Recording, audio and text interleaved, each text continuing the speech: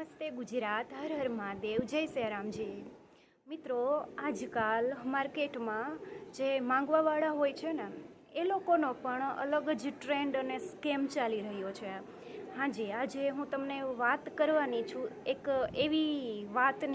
એવી સ્ટોરીની જે મેં મારી સગ્ગી આંખોથી જોયેલ છે.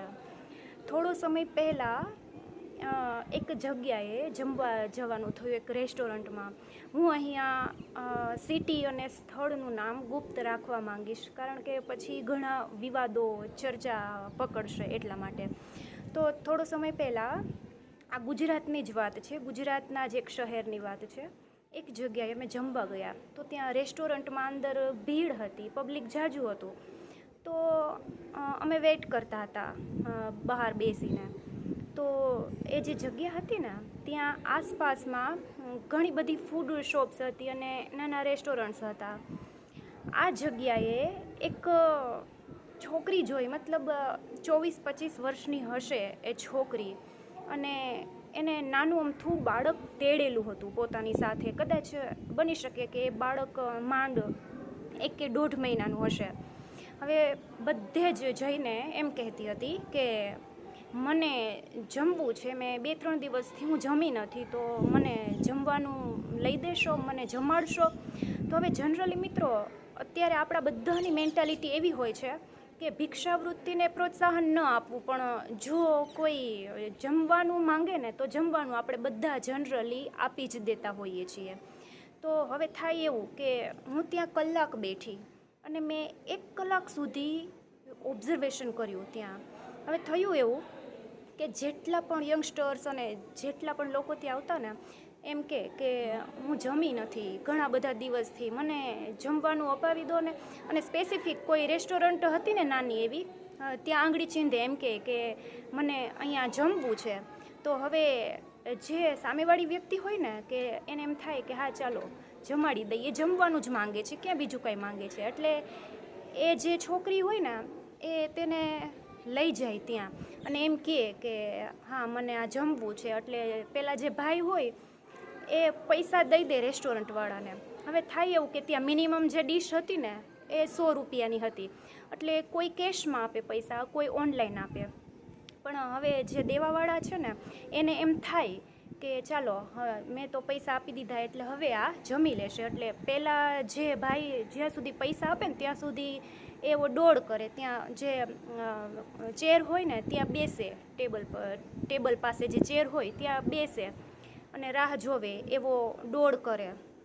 અને પછી અત્યારના સમયમાં તો એટલો કોઈને ટાઈમ નથી હોતો કે ત્યાં ઊભા રહીને જોવે. હવે થાય એવું કે જેને પૈસા દીધા એ વ્યક્તિ જેવી નીકળે ને એટલે પેલો જે રેસ્ટોરન્ટવાળો છે ને એ અને આ જે માગવાવાળી એ બંને સાથે મળેલા.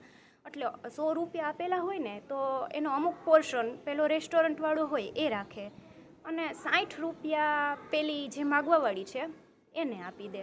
હવે આવું મને એમ થયું કે કદાચ મારી નજરનો વહેમ હોય, પણ હું 1 કલાક સુધી ત્યાં બેઠી અને 1 કલાક સુધી મેં ઓબ્ઝર્વેશન કર્યું.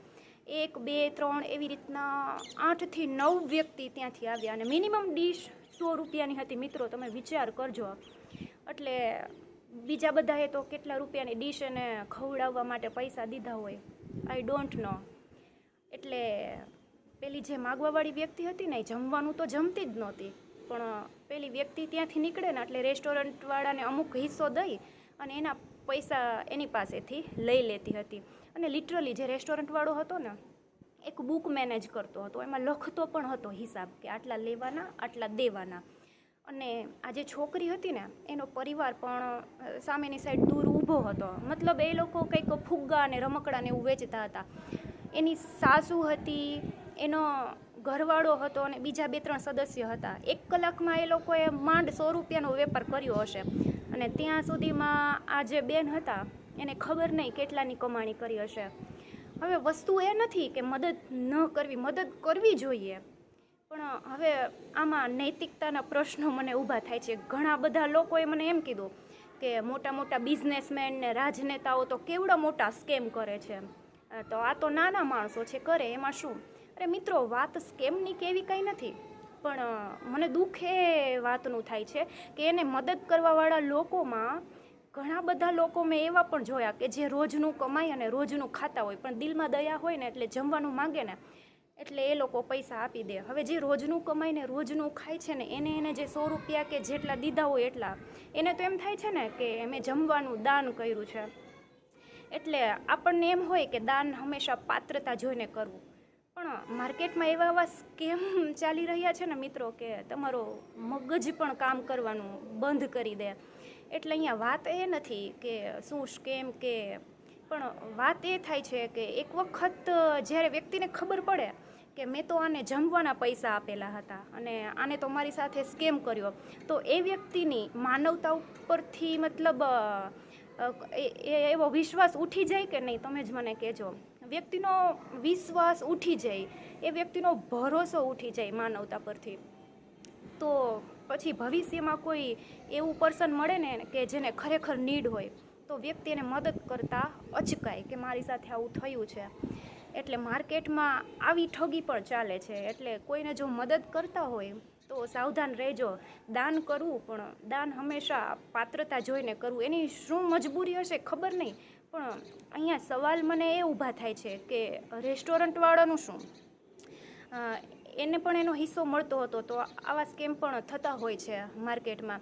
ચાલો કદાચ લાખોપતિ કરોડોપતિ માણસો એને દઈ દેતા હોય ને મદદ કરી દેતા હોય ને તો એમાં કંઈ ફર્ક ન પડે એ લોકોને, 100-200 રૂપિયા વહી જાય તો.